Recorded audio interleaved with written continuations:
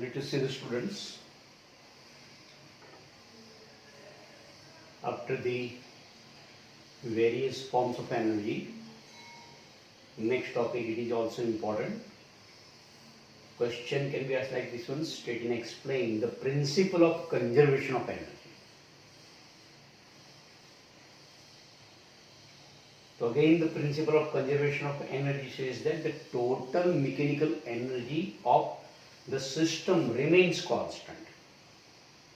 The total mechanical energy of the system is conserved, that is remains constant. Again, come if the forces doing a work on it are conservative forces. So under the effect of conservative force, whichever the work is done, then total mechanical energy of the system remains constant. But along with conservative force, if non-conservative forces are also being involved, which are the non-conservative force? Like a frictional force, then what can happen? Then entire total mechanical energy is not be going to be remain in the form of mechanical energy, but some part of mechanical energy must be transformed into the other forms of energy. So let us see. But if non-conservative forces are also being involved, then some part of mechanical energy get transformed into the other forms of energy, such as, so these other forms of energy such as heat energy, light energy and sound energy. So if only conservative forces are there, then initial mechanical energy equal to final mechanical energy. That means mechanical energy remains constant. But along with conservative force, if non-conservative forces are also be there, then initial mechanical energy is not be equal to final mechanical energy, but that mechanical energy is converted into some other forms of energy. Then in that case, the final mechanical energy is the sum of the various forms of energy, including a certain part of mechanical energy. So, but if non-conservative forces are also be involved, then some part of mechanical energy get transformed, some part of mechanical energy. As for example, I said the mechanical energy was 100 joule. Then out of this 100 joule, let's 70 joule remains in the form of mechanical energy. Then 30 joule is transformed in the form of other energy like heat energy, light energy, sound energy. So that depends which circumstances taking place, which phenomena taking place. Then some part of mechanical energy get transformed into the other forms of energy such as heat energy, light energy and sound energy. However, total energy of an isolated system does not change and it remains constant. तो initial जितनी total energy थी इतनी final total energy रहेगी, लेकिन ये final total energy में mechanical energy भी होगी प्लस कुछ other energy like heat energy, light energy, sound energy वो भी होगी. लेकिन कब? if a system is allowed to do a work under the effect of conservative plus non-conservative forces. But if the system is allowed to do a work only under the effect of conservative forces, then its initial energy, which is the total energy, equal to the final mechanical energy, equal to also be the total energy. यानी कि तब अगर initial mechanical energy 100 joule है तो final mechanical energy भी 100 joule होगी. But if the system is doing a work under the effect of conservative plus non-conservative forces, then and only then the mechanical energy का certain part is converted into, transformed into some other forms of energy. लेकिन total energy of the system जितनी थी पहले इतनी ही रहेगी. It do not change, it remains constant. Energy can neither be created nor be destroyed. Energy may be just transformed from its one form to the another form. But the total energy of the isolated system remains constant, and this statement is known as what? The principle of conservation of energy. Now if you consider the universe as a isolated system, the entire universe may be viewed as an isolated system. So for such a universe, what can happen? The total energy of the universe remains constant. That means what? If one part of the universe supposed to be losing certain energy, then at the same time, on the another side, the another part of the universe must gain an equal amount of energy such that total energy of the universe remains constant. तो अगर universe का कोई एक part कुछ amount of energy lose करता है, तो universe का कोई दूसरा या तीसरा ऐसा part universe amount of energy gain करेगा जितनी अमाउंट ऑफ एनर्जी यहाँ पे लूज हुई है। मान लो amount of energy 1000 joule lose हुई है, तो सामने दूसरा पार्ट 1000 जूल गेन करेगा। अगर दो पार्ट है तो एक 700 जूल गेन करता है तो दूसरा 300 जूल गेन करता है। लेकिन जितना यहाँ पे one part of universe loses the energy, then remaining part of the universe must gain an equal amount of energy such that total energy of the universe remains constant. The principle of conservation of energy cannot be proved. इसका कोई mathematical proof नहीं है, but no violation of the conservation of energy have been observed. कहीं पर भी ये law of conservation of energy violate होती है, बराबर यानी कि अलग दिखाई देती है, ऐसा कहीं पर भी ऑब्जर्व किया गया नहीं है। And if you consider this concept of conservation of energy and another concept is the transformation of energy into the various forms of energy, then and only then we can say that the various branches of physics, chemistry and life sciences are going to be together. And from that point of view, so from the point of view of engineering, all electronics, communication and mechanical devices are going to be run or relay on some forms of energy transformation. Now let us see the example number 6.10, which is given on the page number 127. On this page number 127, there are certain phenomena are given which releasing a certain amount of energy. So there are certain phenomena associated with the amount of energy releasing. So which are those? I just read few of them. We remember it is useful for MCQ. One is the annual solar energy incident on the earth. पूरे साल में अर्थ के ऊपर सन से आने वाली energy is round about 5 into 10⁻24 joule. Thunderstorms produces the energy round about 10⁻15 joule. Energy released in burning of 1000 kg of coal is 3 into 10⁻10 joule energy. Energy released in burning 1 liter of gasoline is 3 into 10⁻7 joule of energy. Daily food intake of a human adult human का daily food intake is nearly 10⁻7 joule energy. And then energy required to break down a one bond in DNA. तो आपका DNA का एक bond टूटने के लिए energy required is nearly 10⁻20 joule. We remember this kind of the 6 sentences which are given on the page number 127, and on the same page there is an example 6.10. I read it and then you have to solve it. तो examine table, तो ये ऊपर का table, and express number 8 the energy required to break one bond in DNA in electron volt. As I have written, calculate the energy required to break down one bond in DNA in electron volt में. In joule में कितनी? As I have read earlier, 10⁻22. B part, kinetic energy of an air molecule 10⁻21 joule. You calculate in electron volt. And C part, the daily intake of human adult you calculate in terms of kilocalories. So in terms of joule, I have said it was 10⁻7 joule. So now let us solve this one. So here as it is in the part A, we have to calculate the energy required to break down one bond in DNA. So as we know, the energy required to break down one bond in DNA in terms of joule is 10⁻20 joule. We have to convert this in electron volt. But be remember 1 electron volt equal to 1 electron multiplied by 1 volt. It is answer is 1.6 into 10 raised to minus 19 joule. अब ये 1.6 into 10 raised to minus 19 को right side से left side ले आएंगे तो आपको 1 joule का answer in electron volt में मिलेगा. So 1 joule equal to 1 upon 1.6 into 10 raised to minus 19 electron volt.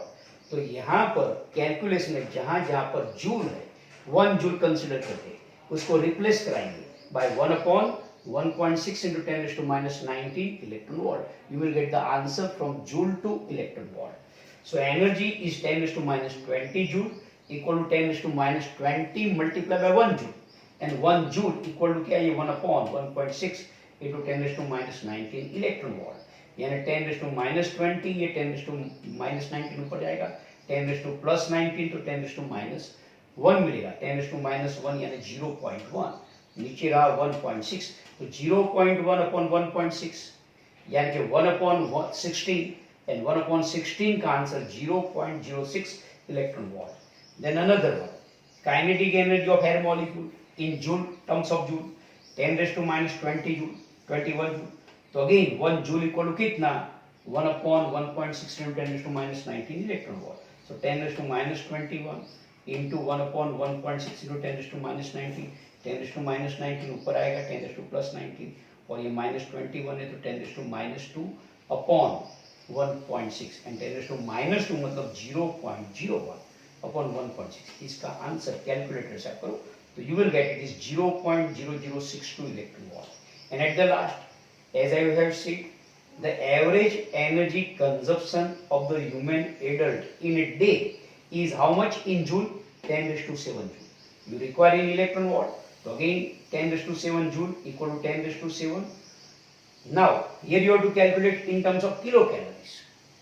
आपको किसमें कैलकुलेट करना है किलो कैलोरी. तो अब यहाँ पे कन्वर्जन किसका चाहिए आपको जूल का कैलोरी में.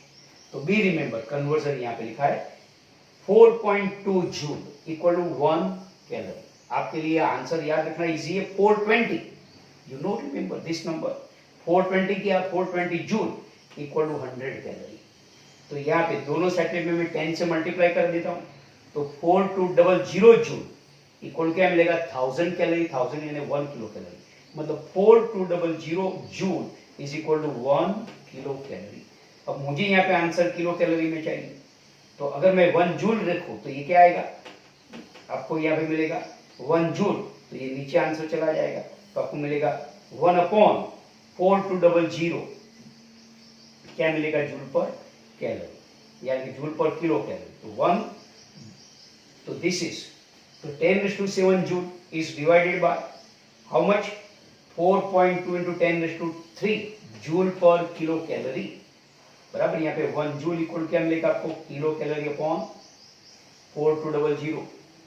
तो इसका मतलब ये जूल के बदले में आप यहाँ पे सीधा लिख लो कितना कि 1 किलो कैलोरी अपॉन 4200 तो भी आपको आंसर मिलेगा. तो 10 raised to 7 अपॉन 4200 या तो 10 raised to 7 upon 4.2 into 10 raised to 3 you will get the answer is 2400 kilocalorie.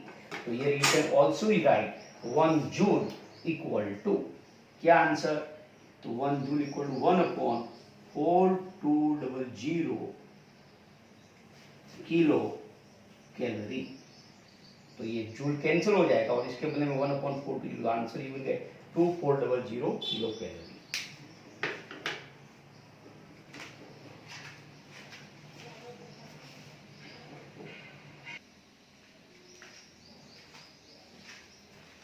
Now next topic, write a short note on a power.